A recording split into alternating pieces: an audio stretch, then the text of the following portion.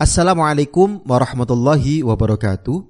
Bismillah, alhamdulillah, wassalatu wassalamu ala rasulillah, wala hawla wala quwata illa billah, amma ba'du. Pendengar Buletin Dakwah Kafah rahimakumullah, alhamdulillah kembali hadir di tengah-tengah Anda semua Buletin Dakwah Kafah. Kali ini edisi 257, 28 Muharram 1444 Hijriah, 26 Agustus 2022 Masehi. Kali ini akan mengangkat tema darurat kebohongan dan kezaliman. Bismillahirrahmanirrahim. Tampaknya tepat apa yang pernah dinyatakan oleh Habib Rizik Syihab. Negeri ini sedang darurat kebohongan. Kasus pembunuhan Brigadir J oleh Ferdy Sambo semakin menegaskan kebenaran pernyataan Habib Rizik Syihab tersebut. Kebohongan demi kebohongan di balik kasus tersebut satu persatu terungkap. Bahkan kasus ini mengungkap banyak fakta lain, di antaranya judi online yang konon bernilai puluhan triliun rupiah. Tak jarang judi online ini melibatkan sejumlah oknum aparat, bahkan pejabat tinggi kepolisian. Ferdy Sambo diduga salah satunya. Tak menutup kemungkinan kasus pembunuhan Brigadir J ini pun makin membuka fakta sebenarnya dari kasus-kasus sebelumnya yang juga penuh kebohongan dan rekayasa. Di antaranya kasus pembantaian di KM 50 terhadap 6 orang Laskar FPI beberapa waktu sebelumnya. Sejak awal publik sudah curiga atas banyaknya kejanggalan dalam kasus pembantaian 6 syuhada ini yang juga menurut keterangan sepihak dari kepolisian diawali dengan tembak-menembak.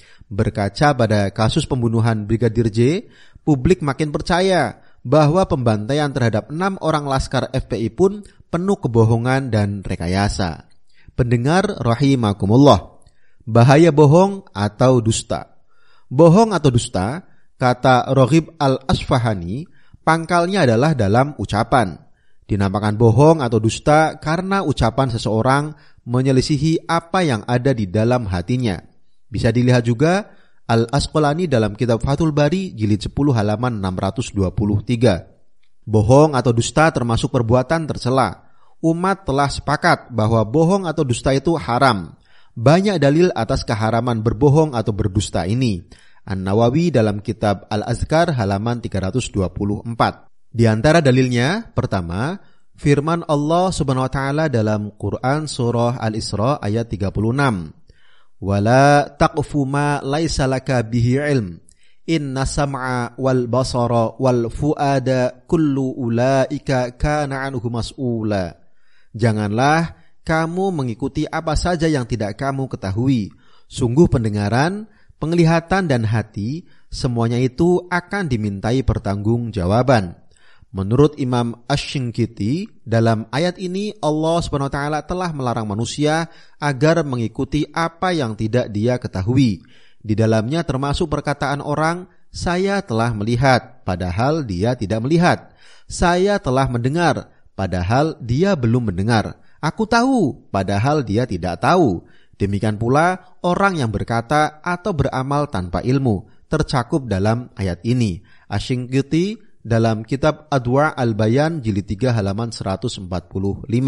Kedua, firman Allah Subhanahu wa taala dalam Quran surah At-Taubah ayat 119. Ya ayyuhalladzina amanu taqullaha wa kunu ma'as shadiqin. Hai orang-orang yang beriman, bertakwalah kepada Allah dan hendaklah kalian bersama orang-orang yang benar atau jujur. Ayat ini memang memerintahkan agar kita berlaku benar atau jujur. Namun demikian, ayat ini berarti melarang hal sebaliknya, berbohong atau berdusta. Ketiga, sabda Rasulullah sallallahu alaihi wasallam, wa innal kadhiba yahdi ilal fujur wa innal fujura yahdi ilan nar. Sungguh bohong atau dusta itu mengantarkan pada dosa dan dosa itu mengantarkan ke dalam neraka. Hadis riwayat Al-Bukhari dan Muslim. Keempat, sabda Rasulullah sallallahu alaihi wasallam. Pada suatu malam aku bermimpi didatangi 2 orang laki-laki. Lalu keduanya membawaku ke sebuah tempat yang suci. Di tempat itu aku melihat 2 orang yang sedang duduk dan ada 2 orang yang sedang berdiri. Di tangan mereka ada sebatang besi. Besi itu ditusukkan ke tulang rahangnya sampai tembus ke tengkuknya. kemudian ditusukkan besi itu pada tulang rahangnya yang lain semisal itu juga hingga penuh dengan besi. Akhirnya Nabi SAW bertanya, "Kalian telah mengajakku berkeliling. Sekarang kabarkan kepadaku peristiwa demi peristiwa yang telah aku lihat." Keduanya berkata, "Orang yang engkau lihat menusuk rahangnya dengan besi adalah seorang pendusta, suka berkata bohong hingga dosanya itu memenuhi penjuru langit. Apa yang engkau lihat akan terus demikian hingga hari kiamat." Hadis riwayat Al-Bukhari dan Ahmad. Itu adalah bohong atau dusta secara umum kepada sesama manusia.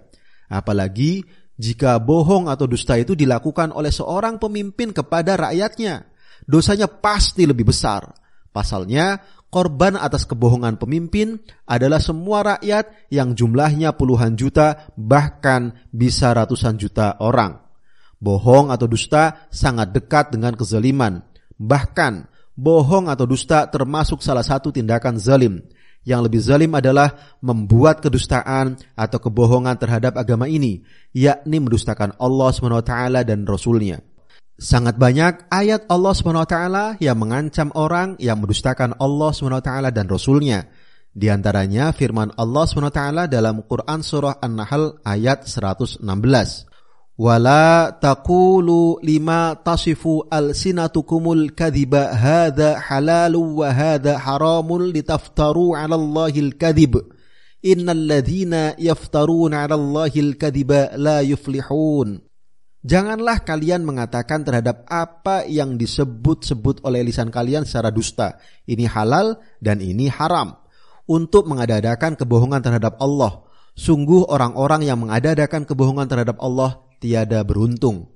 Adapun hadis Nabi SAW, diantaranya sabda beliau, "La takdzibu alayya fa innahu man kadzaba alayya falyalijin nar."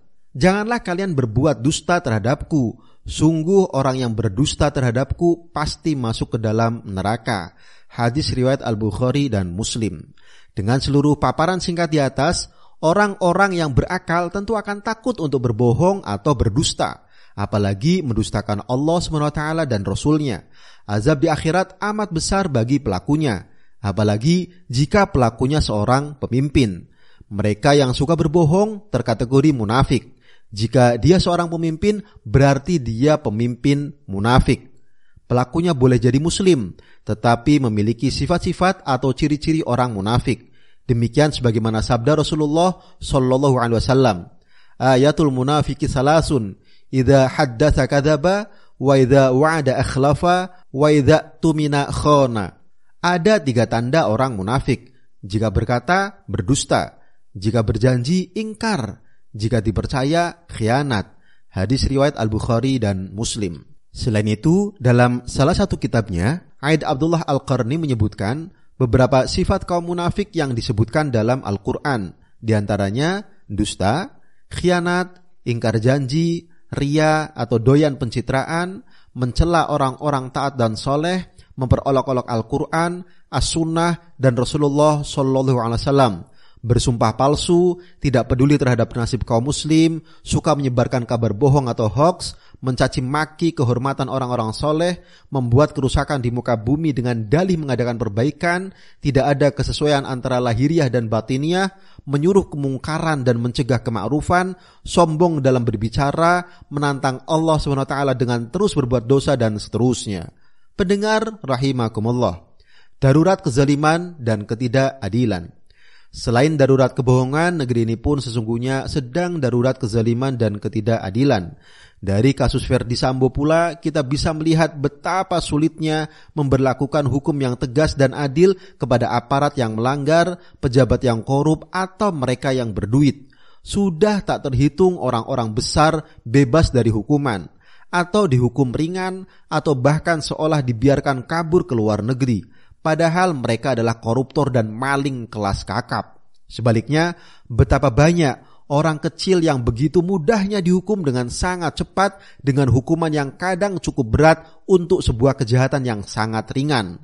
Seperti kasus pencurian beberapa batang pohon atau kayu oleh seorang nenek-nenek beberapa waktu lalu. Bahkan betapa banyak mereka yang baru terduga, kebanyakan baru terduga sebagai teroris, langsung dieksekusi alias dibunuh oleh aparat tanpa diadili. Itulah pengadilan di dunia, sebuah pengadilan semu, bahkan palsu. Pengadilan dunia sering menjadi alat untuk sekadar menghukum rakyat kecil. Hukumannya pun tidak akan mampu menghapus dosa-dosa para kriminal. Para penegak hukumnya acap kali bermental bobrok, tidak memiliki rasa takut kepada Allah SWT, atau mudah dibeli, gampang tergoda oleh rayuan uang, harta, wanita, dan kenikmatan dunia lainnya. Mereka seolah lupa bahwa meski mereka lihai mempermainkan hukum di dunia dan meski mereka sering lepas dari pengadilan manusia di dunia, mereka tak akan pernah bisa melepaskan diri dari hukuman di pengadilan akhirat. Mereka lupa bahwa di dunia boleh saja mereka bisa lepas dari jeratan hukum, namun di akhirat mereka mustahil bisa lari dari hukuman dan azab Allah SWT. Tentu karena di pengadilan akhirat dengan Allah sebagai hakimnya tidak akan ada sogok menyogok, backing membekingi, atau kong kalingkong. Semuanya tunduk dan bertekuk lutut di hadapan kekuasaan dan keperkasaannya. Di pengadilan akhirat semua ucapan dan perbuatan ditimbang seadil-adilnya. Tak ada yang terlewatkan, kendati hanya sebesar biji sawi. Bisa dilihat di terjemah Quran surah Az-Zalzalah ayat 7-8. Siapapun tidak akan bisa lolos dari hukuman. Mereka tidak akan bisa berbohong dan berkelit. Sebabnya, sebagaimana firman Allah SWT dalam Quran surah Yasin ayat 65. Al-yawma nakhtimu ala afwahihim wa tukallimuna aydihim wa tashhadu arjuluhum bima kanu yaksibun. Pada hari itu kami mengunci mulut-mulut mereka, sementara tangan-tangan mereka berbicara kepada kami dan kaki-kaki mereka menjadi saksi atas apa saja yang pernah mereka lakukan di dunia. Wallahu alam bishawab. Demikian materi Buletin Dakwah Kafah edisi 257, Darurat Kebohongan dan Kezaliman. Terima kasih. Wassalamualaikum warahmatullahi wabarakatuh.